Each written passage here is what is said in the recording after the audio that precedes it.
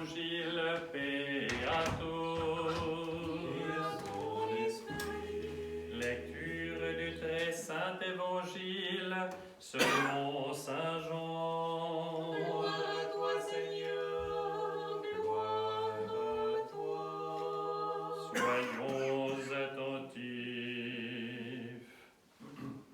En ce temps-là, Jésus vit en passant un homme qui était aveugle de naissance.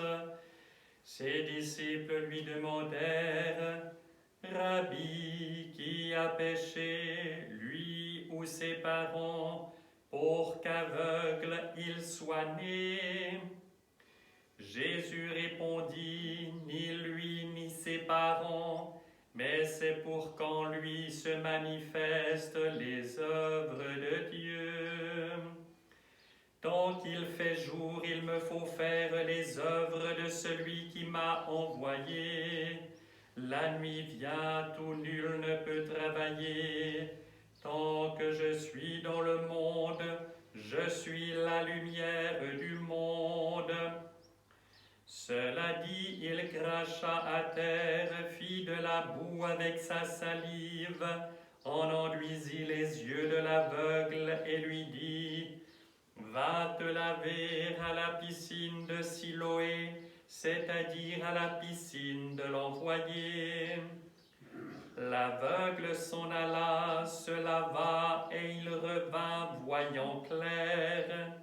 Les voisins et les gens habitués à le voir mendier auparavant dirent alors: N'est-ce pas celui qui se tenait toujours là à mendier? Les uns disaient: C'est lui. Les autres disaient: Non, mais il lui ressemble. Mais lui affirmait: C'est bien moi. Ils lui dirent alors: Comment donc tes yeux se sont-ils ouverts? Il répondit: Celui qu'on appelle Jésus a fait de la boue, m'en a enduit les yeux et m'a dit: Va te laver à Siloé.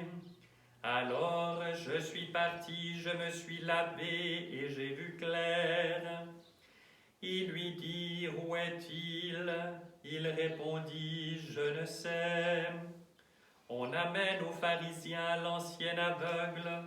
Or c'était un jour de sabbat que Jésus avait fait de la boue et lui avait ouvert les yeux. Les pharisiens lui demandèrent donc à leur tour comment il avait recouvré la vue. Il leur dit: Il m'a mis de la boue sur les yeux, je me suis lavé et je vois. Certains des pharisiens disaient: Cet homme ne vient pas de Dieu puisqu'il n'observe pas le sabbat. D'autres répliquaient: Comment un pécheur pourrait-il faire des miracles pareils? Ils étaient divisés. Alors ils s'adressèrent encore une fois à l'aveugle: Et toi, que dis-tu de lui, de ce qu'il t'a ouvert les yeux? L'homme répondit: C'est un prophète. Cependant les Juifs ne voulurent pas croire que cet homme eût été aveugle et qu'il eût recouvré la vue avant d'avoir convoqué ses parents. Ils leur demandèrent: Cet homme est-il bien votre fils dont vous dites qu'il est né aveugle? Comment se fait-il qu'il voit maintenant? Ses parents répondirent: Nous savons que c'est notre fils et qu'il est né aveugle, mais comment il y voit maintenant et qui lui a ouvert les yeux, nous n'en savons rien.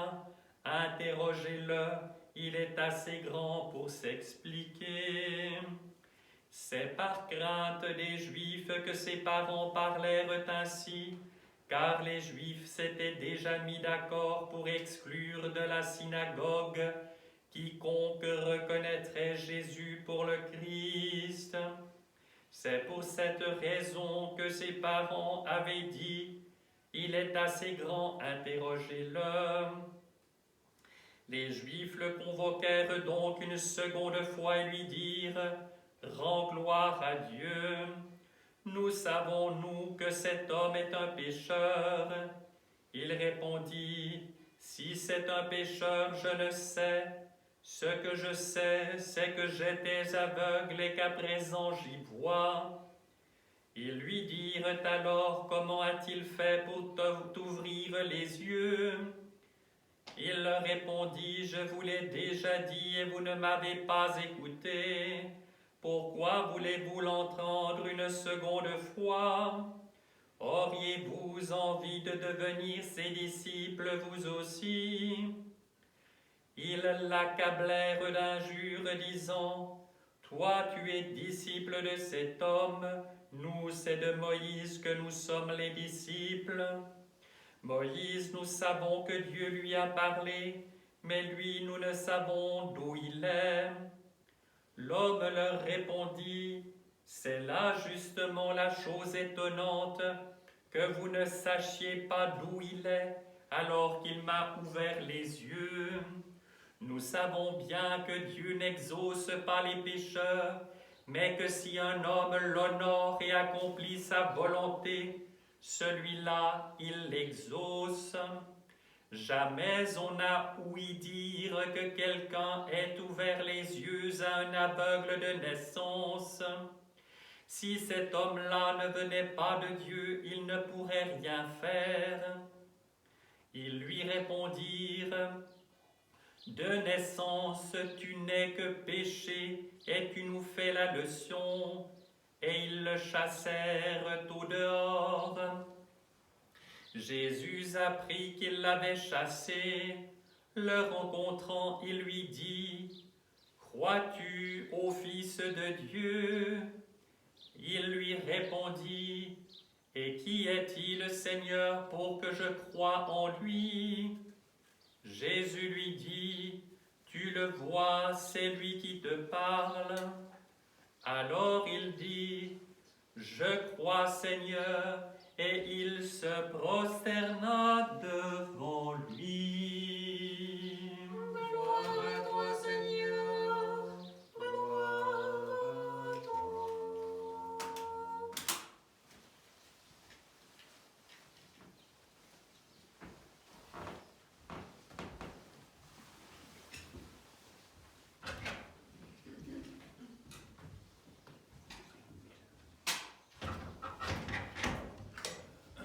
Au nom du Père et du Fils et du Saint-Esprit, ainsi soit-il. Chers frères et sœurs, nous continuons ce chemin lumineux vers Pentecôte.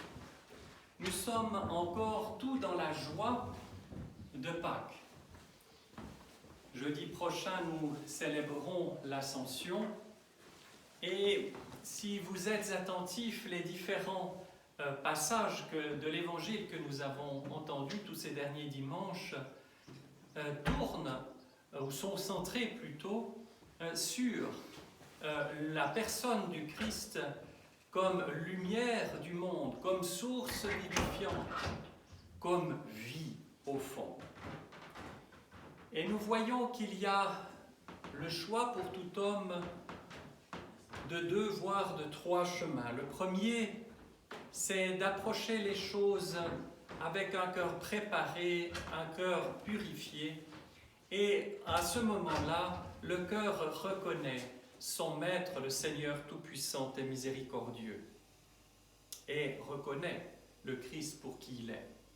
Il n'y a pas beaucoup de moments dans l'Évangile où, dans l'échange entre le Christ et la personne, il y a cette question très précise, qui crois-tu que je sois, etc. Et puis qu'on arrive à la conclusion, mais oui, tu es le Fils de Dieu, etc. Tu es le Messie, le Christ, celui que l'on attend depuis tant et tant de siècles. La deuxième attitude est celle purement ritualiste et formaliste. C'est la plus commode, au fond. Vous êtes dans les clous, entre guillemets, comme on dit en français, c'est-à-dire vous êtes sur le chemin balisé, vous n'êtes pas là-dedans.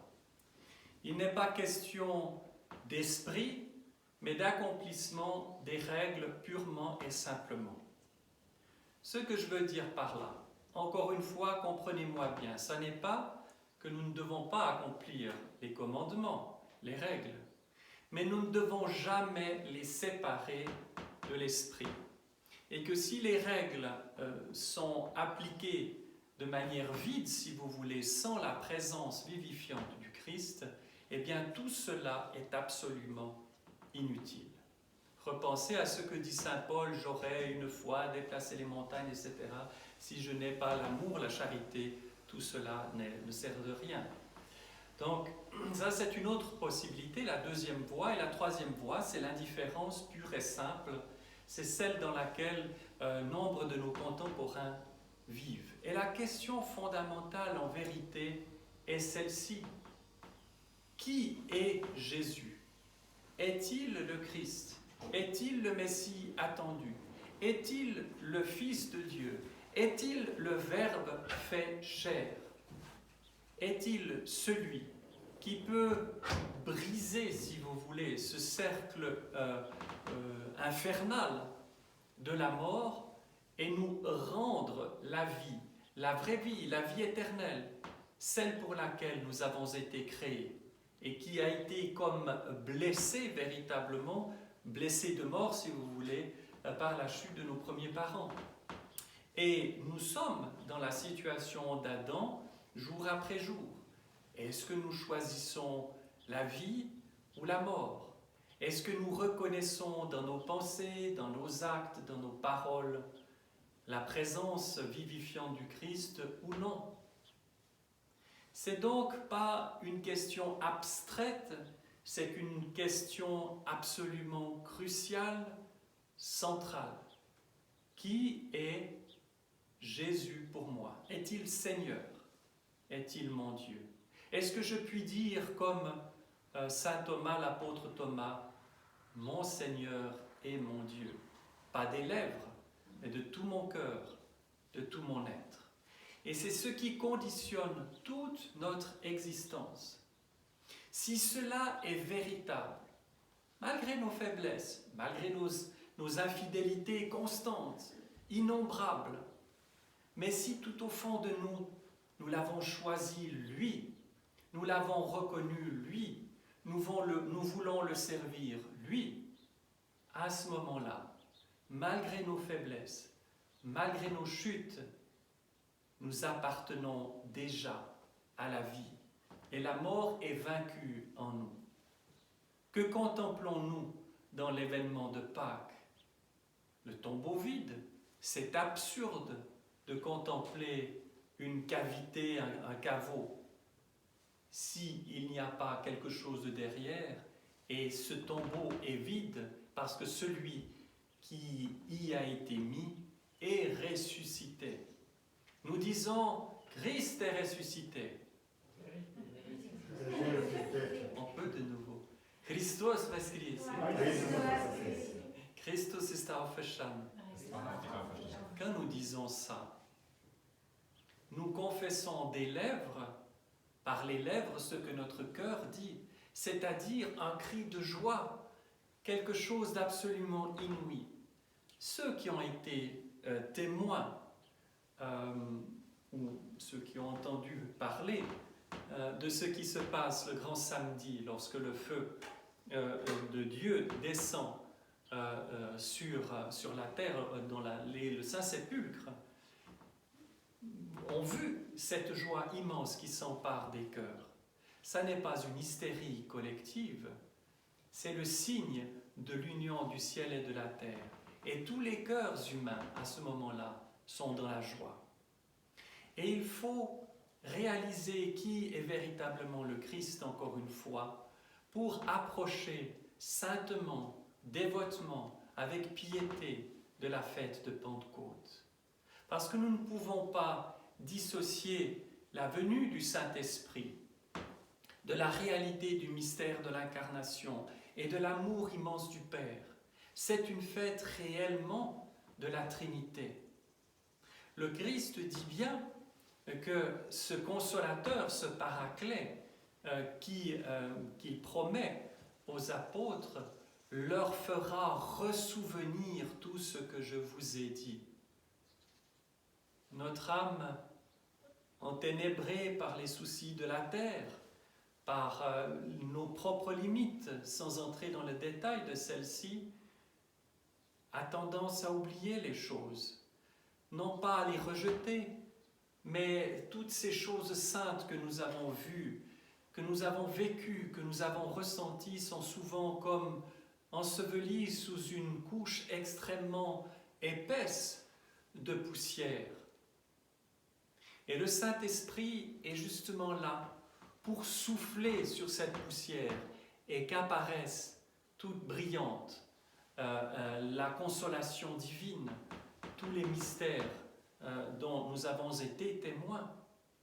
Nous pouvons dire chacun, si nous sommes vraiment croyants, que nous ne croyons pas comme les Samaritains dans l'épisode de l'Évangile que nous avons entendu dimanche passé, sur la parole de la femme, mais que nous avons entendu directement de la bouche du Christ.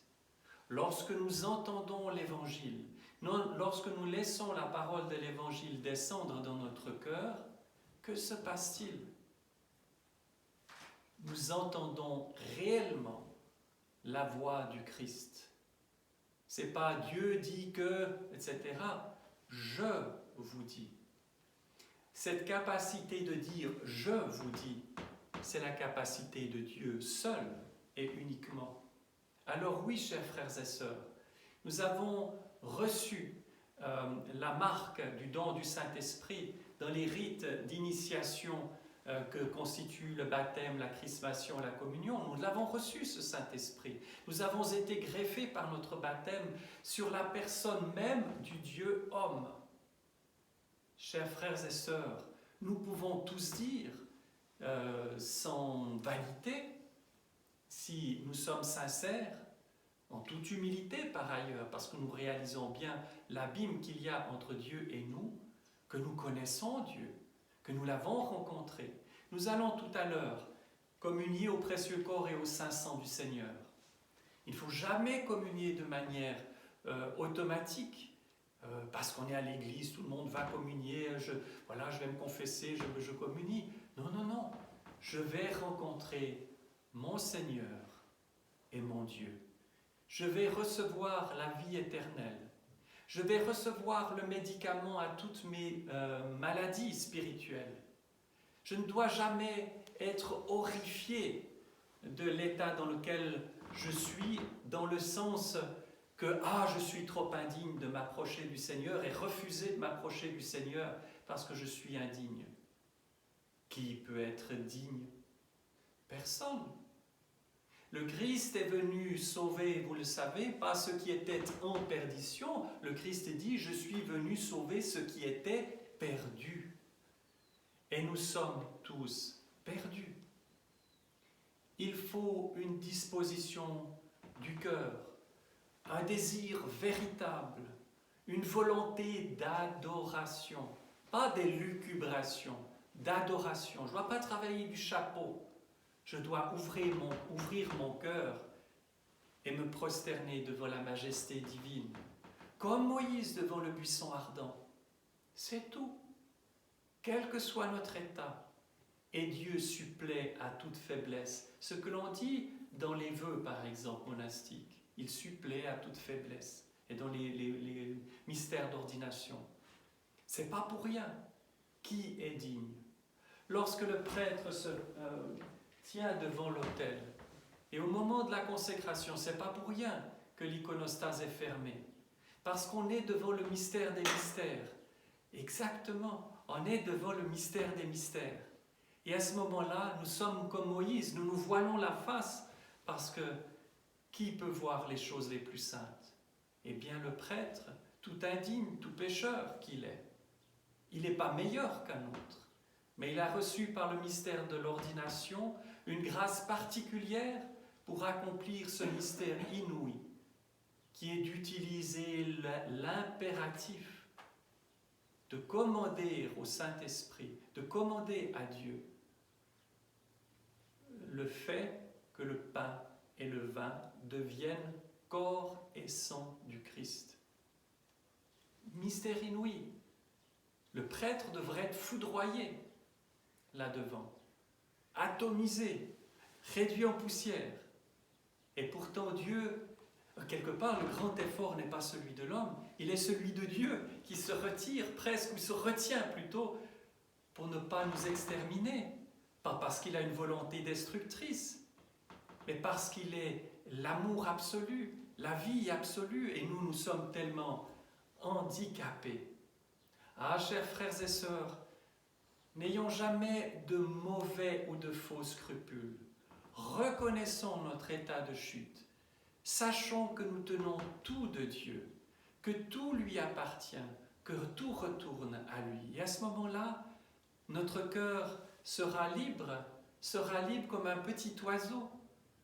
Et à ce moment-là, il n'y aura plus d'obstacle à l'action du Saint-Esprit.